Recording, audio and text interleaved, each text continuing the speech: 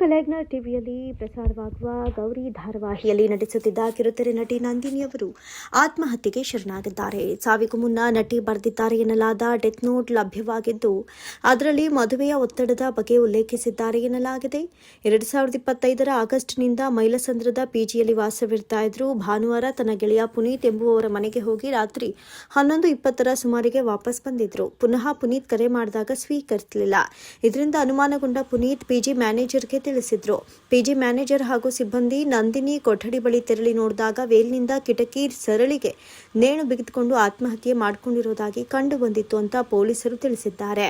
ಇನ್ನು ನಂದಿನಿ ಅವರು ಡೈರಿಯಲ್ಲಿ ಡೆತ್ ನೋಟ್ ಬರೆದಿರೋದು ಕಂಡು ಬಂದಿದೆ. ನನಗೆ ಸರ್ಕಾರಿ ಕೆಲಸ ಇಷ್ಟವಿಲ್ಲ, ನಟನೆ ಬಗ್ಗೆ ಆಸಕ್ತಿ ಇದ್ದು ಅದರಲ್ಲಿಯೇ ಮುಂದುವರಿಬೇಕು, ಆದರೆ ಮನೆಯವರು ಇದಕ್ಕೆ ಒಪ್ತಾ ಇಲ್ಲ ಅಂತ ಬರೆದಿರೋದಾಗಿ ಪೊಲೀಸರು ಹೇಳಿದ್ದಾರೆ. ನಂದಿನಿ ತಾಯಿ ಬಸವರಾಜೇಶ್ವರಿ ಸರ್ಕಾರಿ ಶಾಲಾ ಶಿಕ್ಷಕಿಯಾಗಿದ್ದಾರೆ. ಅವರು ಮಗಳ ಸಾವಿನ ಕುರಿತು ಹೇಳಿಕೆ ದಾಖಲಿಸಿದ್ದಾರೆ. ಸರ್ಕಾರಿ ಶಿಕ್ಷಕರಾಗಿದ್ದ ಪತಿ ಎಸ್ ಮಹಾಬಲೇಶ್ವರ್ ಅವರು 2021ರಲ್ಲಿ ಮೃತಪಟ್ಟಿದ್ರು. ಹೀಗಾಗಿ 2023ರಲ್ಲಿ ಮಗಳು ನಂದಿನಿಗೆ ಅನುಕಂಪದ ಆಧಾರದಲ್ಲಿ ಸರ್ಕಾರಿ ಕೆಲಸ ಸಿಕ್ಕಿತ್ತು. ಆದರೆ ಕೆಲಸಕ್ಕೆ ಹೋಗದ ನಂದಿನಿ ನಟನಾ ಕ್ಷೇತ್ರದಲ್ಲಿಯೇ ಮುಂದುವರಿಯೋದಾಗಿ ಹಠ ಮಾಡಿ ಬೆಂಗಳೂರಿಗೆ ಬಂದಿದ್ಲು ಅಂತ ತಿಳಿಸಿದ್ದಾರೆ. ಜೊತೆಗೆ ಮಗಳ ಸಾವಿನ ಬಗ್ಗೆ ಯಾವುದೇ ಅನುಮಾನವಿಲ್ಲ ಎಂದಿದ್ದಾರೆ ಅಂತ ಹಿರಿಯ ಪೊಲೀಸ್ ಅಧಿಕಾರಿಯೊಬ್ಬರು ತಿಳಿಸಿದರು.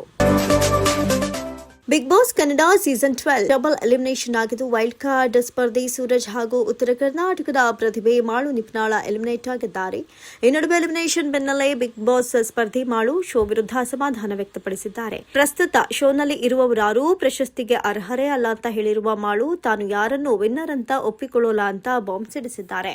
ಶೋನಿಂದ ಎಲಿಮಿನೇಟ್ ಆದ ಬೆನ್ನಲ್ಲೇ ಖಾಸಗಿ ಸುದ್ದಿವಾಹಿನಿಯೊಂದಿಗೆ ಮಾತನಾಡಿದ ಮಾಳು ನಿಪ್ನಾಳ, 2 ವಾರ ಮಾತ್ರ ಇರಬಹುದು ಅಂತ ನಾನು ಹೋಗಿದ್ದೆ, ಆದರೆ ಜನರ ಆಶೀರ್ವಾದದಿಂದ ಇಲ್ಲಿಯವರೆಗೂ ಬಂದೆ. ಇಷ್ಟು ದಿನ ಜನರು ವೋಟ್ ಹಾಕಿ ಉಳಿಸಿದ್ದಾರೆ. ನಾನು ಫಿನಾಲೆವರೆಗೆ ಇದ್ದು ಕಪ್ ಗೆಲ್ಲಬೇಕಿತ್ತು. ನಾನು ಹೊರ ಬಂದಿದ್ದಕ್ಕೆ ಇಡೀ ಉತ್ತರ ಕರ್ನಾಟಕವೇ ಅಳ್ತಾ ಇದೆ ಎಂದಿದ್ದಾರೆ. ಇಷ್ಟು ದಿನ ಜನ ನನ್ನನ್ನು ಉಳಿಸಿದ್ದಾರೆ ಅಂದ್ರೆ ನಾನು ಫೈನಲ್ಗೂ ಹೋಗಬಹುದಾಗಿತ್ತು. ನಾನೇ ಕಪ್ ಗೆಲ್ಲುತ್ತಿದ್ದೆ ಅಂತ ಹೇಳ್ತಾ ಇಲ್ಲ, ಆದ್ರೆ ಕನಿಷ್ಠ ಫೈನಲ್ ವರ್ಗೂ ನಾನು ಇರ್ತಿದ್ದೆ ಎನ್ನುವಂತಹ ವಿಶ್ವಾಸ ಇದೆ. 13 ವಾರಗಳಿಂದ ಉಳಿಸಿದ ಜನ ಇನ್ನೇನು ಶೋ ವಿನ್ ಆಗುವಾಗ ಉಳಿಸಿಕೊಳ್ಳೋದಿಲ್ವೇ ಅಂತ ಮಾಳು ಪ್ರಶ್ನಿಸಿದ್ದಾರೆ. ನನ್ನ ಮನೆಯವರು ಮಾತ್ರವಲ್ಲ, ನನ್ನ ಉತ್ತರ ಕರ್ನಾಟಕದ ಮಂದಿ ನನಗಾಗಿ ಪೂಜೆ ಹರಕೆ ಹೊತ್ತಿದ್ದಾರೆ.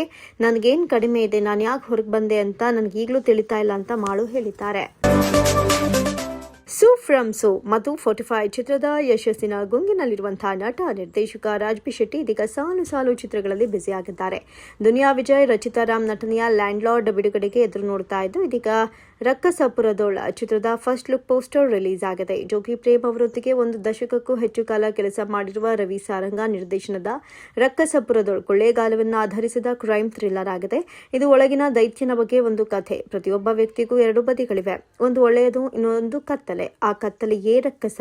ಮುಖ್ಯ ಪಾತ್ರವು ತನ್ನ ಆಂತರಿಕ ಹೋರಾಟಗಳನ್ನು ಹೇಗೆ ಎದುರಿಸುತ್ತೆ ಎಂಬುದನ್ನು ಈ ಚಿತ್ರವು ಹೇಳುತ್ತೆ ಅನ್ನುತ್ತಾರೆ ನಿರ್ದೇಶಕರು. ಇನ್ನು ರಾಜ್ಬಿ ಶೆಟ್ಟಿ ಪೊಲೀಸ್ ಅಧಿಕಾರಿಯಾಗಿ ನಟಿಸಿದ್ದಾರೆ. ಆದರೆ ಸಾಮಾನ್ಯವಾಗಿ ಚಿತ್ರಗಳಲ್ಲಿ ಕಂಡುಬರುವ ರೀತಿಯ ಪಾತ್ರವಲ್ಲ ಇದು. ಬ್ಯಾಡ್ಜ್ ಮೊದಲು ಬರುವ ಪಾತ್ರವಲ್ಲ. ತನ್ನೊಳಗಿನ ದೈತ್ಯನನ್ನ ಎದುರಿಸಿದಾಗ ಮುಂದೆ ಏನಾಗುತ್ತೆ ಎಂಬುದು ಕಥೆ. ಇದು ವಾಸ್ತವಿಕ ಪಾತ್ರವಾಗಿದ್ದು, ಅದರ ಪ್ರಯಾಣವು ನೋವು, ಹುಡುಕಾಟ ಮತ್ತು ನಿರಾಳತೆಯ ಕ್ಷಣಗಳೊಂದಿಗೆ ಕಥಾವಸ್ತುವನ್ನ ಹೊಂದಿದೆ. ಆ ಆಂತರಿಕ ಪ್ರಯಾಣವೇ ನನ್ನನ್ನು ಚಿತ್ರಕ್ಕೆ ಆಕರ್ಷಿಸಿತು ಅಂತ ರಾಜ್ಬಿ ವಿವರಿಸುತ್ತಾರೆ. ರಾಜ್ಬಿ ಶೆಟ್ಟಿ ಪ್ರತಿ ಸಿನಿಮಾದಲ್ಲೂ ವಿಭಿನ್ನ ಜವಾಬ್ದಾರಿಗಳನ್ನು ನಿಭಾಯಿಸಿ ಅಭಿಮಾನಿಗಳನ್ನ ರಂಜಿಸಿದ್ದಾರೆ. ಗರುಡ ಗಮನ, ವೃಷಭ ವಾಹನದ ಭಾವನಾತ್ಮಕ ಆಳ ಮತ್ತು ಟೋಬಿಯ ಚಿಂತನಶೀಲ ಬರವಣಿಗೆಯವರೆಗೆ ರಾಜ್ ದೋಷಪೂರಿತ ಪಾತ್ರಗಳು ಮತ್ತು ನೈತಿಕ ಸಂದಿಗ್ಧತೆಗಳನ್ನು ನಿರಂತರವಾಗಿ ಚಿತ್ರಿಸಿದ್ದಾರೆ. ರಕ್ಕಸಪುರದೋಳ್ ಈ ಬಾರಿ ಕಾನೂನು, ನಿಯಂತ್ರಣ ಮತ್ತು ಆತ್ಮಸಾಕ್ಷಿಯ ವಿಷಯಗಳ ಮೂಲಕ ತಮ್ಮ ಪ್ರಯಾಣವನ್ನು ಮುಂದುವರಿಸಲು ಸಜ್ಜಾಗಿದ್ದಾರೆ. ಕಿಚ್ಚ ಸುದೀಪ್ ನಟನೆಯ ಮಾರ್ಕ್ ಚಿತ್ರಕ್ಕೆ ಆರಂಭದಿಂದಲೂ ಚಿತ್ರಕ್ಕೆ ಪೈರಸಿ ಬೆದರಿಕೆ ಎದುರಾಗಿದ್ದು, ಸಾಮಾಜಿಕ ಮಾಧ್ಯಮದಲ್ಲಿ ವಿಮರ್ಶಕರು ಖಾಲಿ ಚಿತ್ರಮಂದಿರಗಳ ವಿಡಿಯೋಗಳನ್ನು ಹಂಚಿಕೊಂಡಿದ್ದಾರೆ. ಇತ್ತೀಚಿನ ಪತ್ರಿಕಾಗೋಷ್ಠಿಯಲ್ಲಿ ನಟ ಸುದೀಪ್ ತಮ್ಮ ಮಗಳು ಸಾನ್ವಿ ಸುದೀಪ್ ಸೇರಿದಂತೆ ಇತರ ವಿಷಯಗಳ ಬಗ್ಗೆ ಮಾತನಾಡಿದ್ದಾರೆ.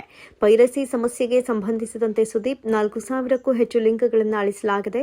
ಬೆಳಗಿನ ಪ್ರದರ್ಶನ ಮುಗಿಯುವ ಮೊದಲೇ ಪೈರಸಿ ಪ್ರಾರಂಭವಾಯಿತು. ಅದನ್ನು ಪರಿಹರಿಸಲು ನಾವು ಅಗತ್ಯವಿರುವ ಎಲ್ಲ ಕ್ರಮಗಳನ್ನು ತೆಗೆದುಕೊಳ್ಳುತ್ತಿದ್ದೇವೆ ಎಂದರು.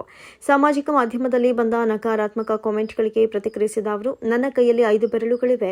ಕೆಲವರು ಚಪ್ಪಾಳೆ ತಡ್ತಾರೆ, ಪ್ರೋತ್ಸಾಹಿಸ್ತಾರೆ ಮತ್ತು ಬೆಂಬಲಿಸ್ತಾರೆ. ಸಾಮಾಜಿಕ ಮಾಧ್ಯಮದಲ್ಲಿ ಕೆಲವರು ವಿಡಿಯೋ ಹಂಚಿಕೊಂಡ್ರೆ ಆ ವಿಡಿಯೋ ಚಿಂತಿಸುತ್ತಾ ನಾವು ಯಾಕೆ ಸಮಯ ವ್ಯರ್ಥ ಮಾಡಬೇಕು, ಅವರಿಗೆ ನೋವಾಗ್ತಾ ಇರಬಹುದು, ಆದರೆ ಅವರಿಂದಾಗಿ ನಾವು ನಮ್ಮ ನೆಮ್ಮದಿ ಕಳ್ಕೊಳ್ಬಾರ್ದು. ಕರ್ನಾಟಕದಾದ್ಯಂತ ಅಭಿಮಾನಿಗಳಿಂದ ಬರುವ ಪ್ರೀತಿ ಮತ್ತು ಬೆಂಬಲದ ಮೇಲೆ ಗಮನ ಕೇಂದ್ರೀಕರಿಸೋಣ. ನಾನು ಟ್ರೋಲ್ಗಳಿಗೆ ನನ್ನ ಸಮಯವನ್ನು ವ್ಯರ್ಥ ಮಾಡುವುದಿಲ್ಲ ಎಂದರು. ಇದೇ ಸಮಯದಲ್ಲಿ ಸುದೀಪ್ ತಮ್ಮ ಮಗಳನ್ನ ಹೊಗಳಿದ್ರು. ನನ್ನ ಮಗಳು ಸಾನ್ವಿ ನನಗಿಂತ ಧೈರ್ಯಶಾಲಿ, ಅವಳು ಅವಳು ಜೀವನವನ್ನ ನಿರ್ಭಯವಾಗಿ ಎದುರಿಸ್ತಾಳೆ ಮತ್ತು ಪ್ರತಿದಿನ ಬೆಳೀತಾಳೆ. ಅವಳು ನನಗಿಂತ ಉತ್ತಮ ಹೃದಯವನ್ನ ಹೊಂದಿದ್ದಾಳೆ. ಅವಳನ್ನ ಬಿಗಿಯಾಗಿ ಹಿಡಿದಿಟ್ಟುಕೊಳ್ತಾಳೆ ಮತ್ತು ತನ್ನ ಪ್ರತಿಭೆಯಿಂದಲೇ ಪ್ರಭಾವ ಬೀರ್ತಾಳೆ. ಚಿತ್ರರಂಗದ ಅನೇಕ ಸ್ನೇಹಿತರು ಮತ್ತು ಅಭಿಮಾನಿಗಳು ಈಗಾಗಲೇ ಅವಳ ಕೆಲಸವನ್ನ ಗುರುತಿಸಿದ್ದಾರೆ. ಅವಳು ನಿಜವಾಗಿಯೂ ನನಗೆ ಹೆಮ್ಮೆ ತರುತ್ತಾಳೆ ಎಂದರು. ಕನ್ನಡ ಕಿರುತೆರೆಯ ಖ್ಯಾತ ನಿರೂಪಕಿ ಅನುಶ್ರೀ ಟ್ರೋಲ್ ಪೇಜ್ ಒಂದು ಶೇರ್ ಮಾಡಿರುವ ವಿಡಿಯೋಗೆ ಖಡಕ್ ಆಗಿ ಉತ್ತರ ಕೊಟ್ಟಿದ್ದಾರೆ. ಆ ಕಾಮೆಂಟ್ಗೆ ಇದೀಗ 3,000ಕ್ಕೂ ಅಧಿಕ ಲೈಕ್ ಬಂದಿದ್ದು, ನಿರೂಪಕಿ ಮಾತಿಗೆ ಹಲವರು ಬೆಂಬಲ ಸೂಚಿಸಿದ್ದಾರೆ. ರಾಯಚೂರ್ ಮೀಮ್ಸ್ ಬ್ರೋ ಎನ್ನುವ ಟ್ರೋಲ್ ಪೇಜ್ ಒಂದು ಅನುಶ್ರೀ ಅವರ 2 ವಿಡಿಯೋವನ್ನ ಕಂಬೈನ್ ಮಾಡಿ ಹಾಕಿದ್ದು, ಅದಕ್ಕೆ ಕ್ಯಾಪ್ಷನ್ ಆಗಿ ಆಸ್ಕರ್ ಗೋಸ್ ಟು ಅನುಶ್ರೀ ಎಂದಿದ್ದಾರೆ. ಅಷ್ಟೇ ಅಲ್ಲದೆ ಇಫ್ ಬಕೆಟ್ ಹ್ಯಾವ್ ಮೌತ್ ವಾರೆ ಮೇರೆ ಲಡ್ಕಿ ಅಂತ ಕೂಡ ಪೋಸ್ಟ್ ಮಾಡಿ ವಿಡಿಯೋದಲ್ಲಿ ಹಾಕಿದ್ದಾರೆ. ಇತ್ತೀಚೆಗೆ ನಿರೂಪಕಿ ಅನುಶ್ರೀ ಶಿವರಾಜ್ಕುಮಾರ್, ಉಪೇಂದ್ರ, ರಾಜ್ಬಿ ಶೆಟ್ಟಿ ಅವರ 45 ಚಿತ್ರದ ಇಂಟರ್ವ್ಯೂ ಮಾಡ್ತಾ, ನನಗೆ ತಿರುಪತಿಗೆ ಮೊದಲ ಬಾರಿ ಹೋದಾಗ ತಿಮ್ಮಪ್ಪ ಕಾಣಿಸಲೇ ಇಲ್ಲ, ಬದಲಾಗಿ ಶ್ರೀನಿವಾಸ ಕಲ್ಯಾಣದ ಡಾಕ್ಟರ್ ರಾಜ್ಕುಮಾರ್ ಅವರೇ ಕಾಣಿಸಿದ್ರು ಎಂದಿದ್ದಾರೆ. ಅದರ ಜೊತೆಗೆ ಮತ್ತೊಂದು ಹಳೆಯ ವಿಡಿಯೋವನ್ನ ಸಹ ಟ್ರೋಲ್ ಪೇಜ್ ಶೇರ್ ಮಾಡಿದ್ದು, ಅದರಲ್ಲಿ ಅನುಶ್ರೀ ಚಿರಂಜೀವಿ ಅವರ ಜೊತೆ ವೇದಿಕೆಯಲ್ಲಿ ಮಾತನಾಡ್ತಾ, ನಾನು ಎಲ್ಲೇ ಹೋದ್ರೂ ಮಂಜುನಾಥನ ದರ್ಶನ ಮಾಡುವಾಗ ಕಾಣುವಂತಹ ಮುಖ ಚಿರಂಜೀವಿ ಅವರದ್ದೇ ಅಂತ ಹೇಳಿದ್ದಾರೆ. ಈ ಟ್ರೋಲ್ ವಿಡಿಯೋಗೆ ಅಷ್ಟೇ ಖಡಕ್ ಆಗಿ ಉತ್ತರಿಸಿರುವ ಅನುಶ್ರೀ, ಹೌದು ಏನಿವಾಗ ಓಬವ್ವ ಅಂದಾಗ ಜಯಂತಿ ಅಮ್ಮ ನೆನಪಾಗ್ತಾರೆ, ಕಿತ್ತೂರು ಚೆನ್ನಮ್ಮ ಅಂದಾಗ ಸರೋಜಮ್ಮ ನೆನಪಾಗ್ತಾರೆ, ಶ್ರೀನಿವಾಸ ಎಂದಾಗ ಅಪ್ಪಾಜಿ, ಮಂಜುನಾಥ ಎಂದಾಗ ಚಿರಂಜೀವಿ ಸರ್, ಅದು ಹೆಮ್ಮೆ ಪಡುವ ವಿಷಯ ಅಂತ. ಕಾಮಾಲೆ ಕಣ್ಣಿಗೆ ಕಾಣುವುದೆಲ್ಲ ಹಳದಿ ಅನ್ನೋ ಹಾಗೆ ನಿಮ್ಮ ಬುದ್ಧಿವಂತಿಕೆಗೆ ಹಾಗೆಯೇ ಕಾಣುವುದು ಅಂತ ಉತ್ತರಿಸಿದ್ದಾರೆ.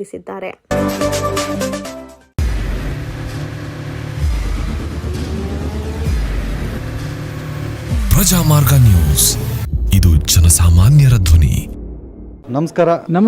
ನೀವು ನೋಡ್ತಾ ಇದ್ದೀರಾ ಪ್ರಜಾಮಾರ್ಗ ನ್ಯೂಸ್. ರಾಷ್ಟ್ರದ ರಾಜ್ಯದ ರಾಜಕೀಯದ ಬಗ್ಗೆ ಹೆಚ್ಚಿನ ಸಿನಿಮಾ ಅಪ್ಡೇಟ್ಗಳಿಗಾಗಿ ಫಸ್ಟ್ ಲೈಕ್ ಮಾಡಿ, ಸಬ್ಸ್ಕ್ರೈಬ್ ಆಗಿ, ಹಾಗೆ ಫಾಲೋ ಕೂಡ ಮಾಡಬೇಕು.